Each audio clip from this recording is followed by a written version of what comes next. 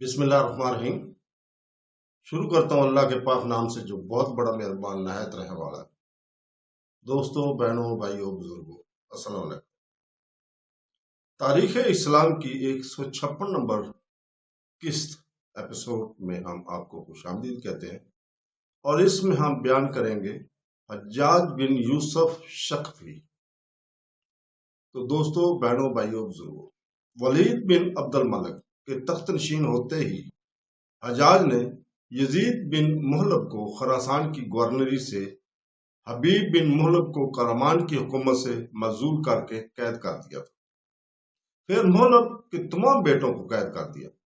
یزید بن محلب کے تمام بیٹوں کو قید کر دیا گیا تھا، اور یزید ماہ اپنے بھائیوں کے قید خانے سے فرار ہو کر فلسطین میں ولید بن عبد الملک کے بھائی سلمان بن عبد الملک کے پاس پہنچا، جو وہاں کا عامل تھا،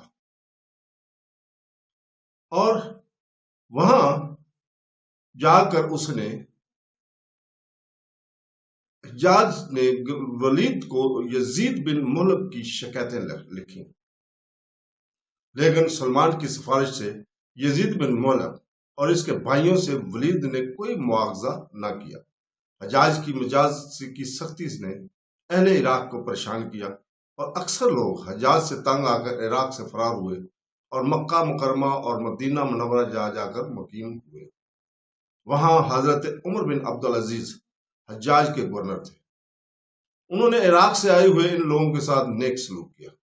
سن 93 ہجری میں حضرت عمر بن عبدالعزیز نے عبد الملک کو ایک خط حجاج کی شکایت میں لکھا کہ اس نے اہل عراق کو بہت ستا رکھا ہے اور اپنے ظلم اور زیادتی میں حد سے بڑھ گیا ہے۔ حجاج کو جب اس کا حال معلوم ہوا تو اس نے بھی ایک خط حضرت عمر بن عبدالعزیز کی شکایت میں ولید کو لکھا کہ اکثر فتنہ پروال اور منافق لوگ عراق سے جلا وطن ہو کر عمر بن عبدالعزیز کے پاس چلے جاتے ہیں، اور عمر بن عبدالعزیز ان کی گرفتاری سے مانع ہوتے ہیں، اور یہ بات حکومت اور سلطنت کے لیے موجب نقصان ثابت ہوگی۔ مناسب یہ ہے کہ آپ عمر بن عبدالعزیز کو حجاج کی حکومت سے معزول کر دیں۔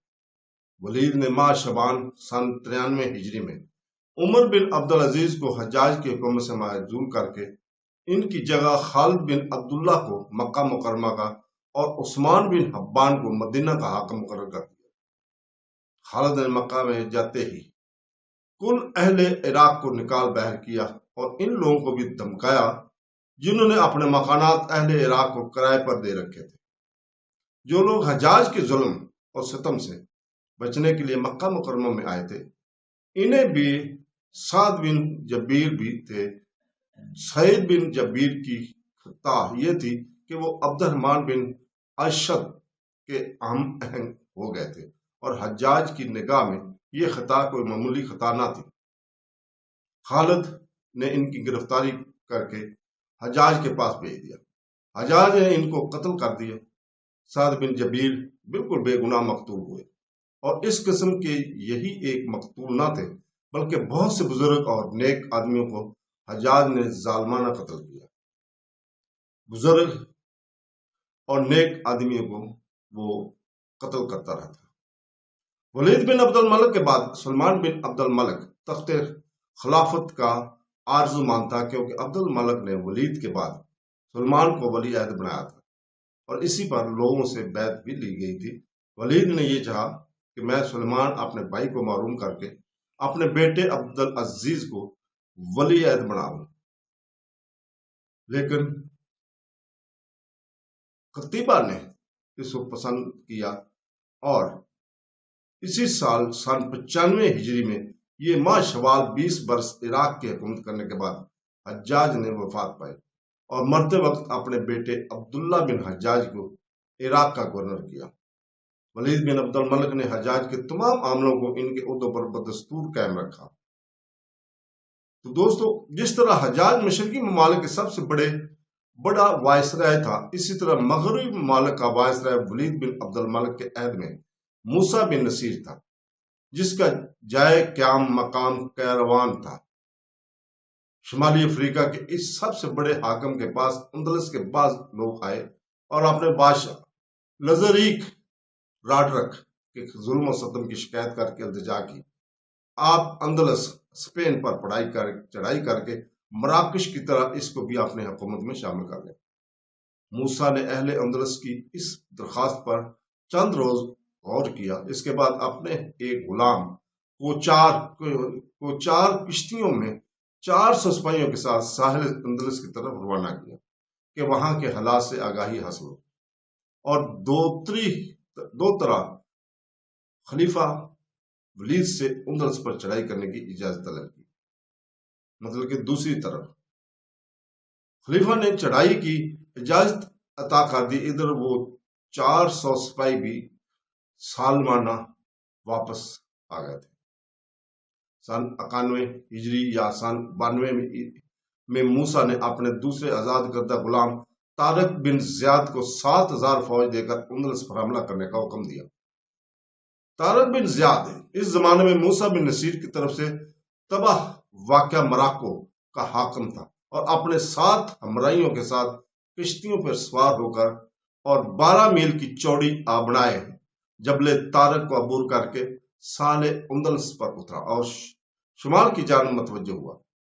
علاقہ شزرون میں اسپین کا بادشاہ لزریک 1,00,000 جرار فوج کے ساتھ طارق کے مقابلے میں آیا۔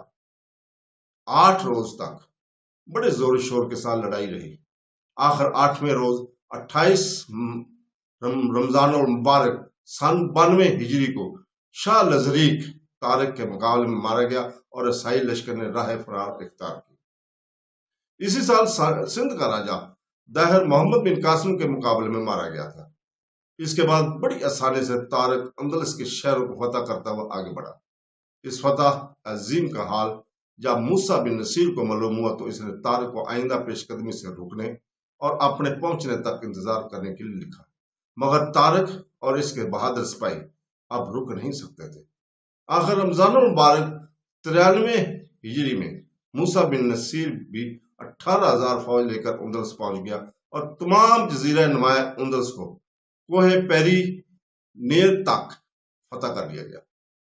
مشرقی اندلس میں علاقہ پر شلورنا کو فتح کرنے کے بعد موسیٰ نے ولید بن عبد الملک کو لکھا کہ میں نے تمام ملک اسپین کو فتح کر لیا ہے، اب اجازت دیجیے کہ میں یورپ کے اندر ہوتا ہوا اور فتوحات حاصل کرتا ہوا قسطنطنیہ تک پہنچوں اور فتح قسطنطنیہ کے بعد آپ کی خدمت میں حاضر ہوں۔